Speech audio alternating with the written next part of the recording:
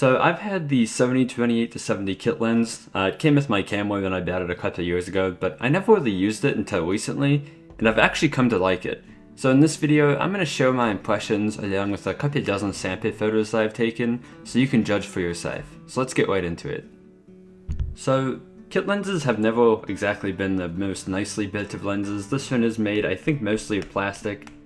Yeah, you can hear it feels kind of flimsy, but it feels decent in the hand. It's somewhat heavy. It's a good size, you know, not too bad. I do have to say the zoom ring itself is a little bit gritty, but I haven't exactly taken care of this because, you know, it's a cheap lens. So build quality, better than some, but definitely not on par with like a GM lens or, you know, like a Sigma lens, for example. And then the autofocus on it, honestly, it's not super fast, but it's completely functional. Like, I have no complaints. It's quick enough, it's accurate enough, it doesn't hunt that badly in, you know, bad lighting conditions.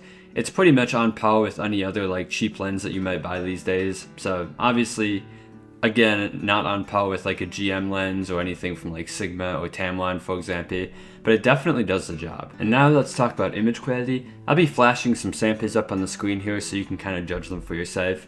But this lens actually turned out to be a little bit nicer than I expected.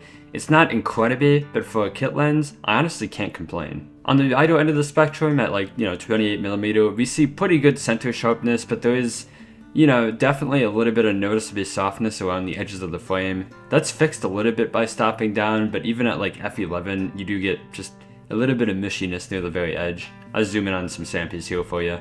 And then on the telephoto side, at 70mm, everything is way more sharp in the center and the corners, especially when stopped down.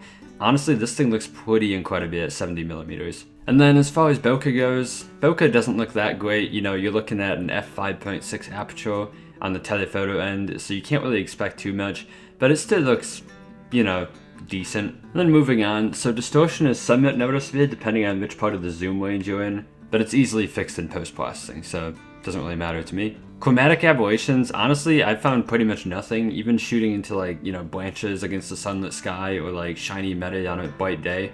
Pretty much no CA. And then flare resistance is pretty insane. I put some samples on the screen here of shooting into literally direct sunlight.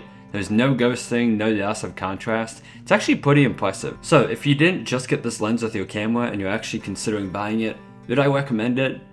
It depends. So if you've got a lot of money to throw around, I'd suggest just picking something like the Tamron 28-70 F. That's going to be an objectively better lens in every way. It's just more expensive. That being said, if you're on a budget like I usually am, this lens you can get for pretty much about $225 used on Amazon or eBay, and that's a pretty good value given that you're getting.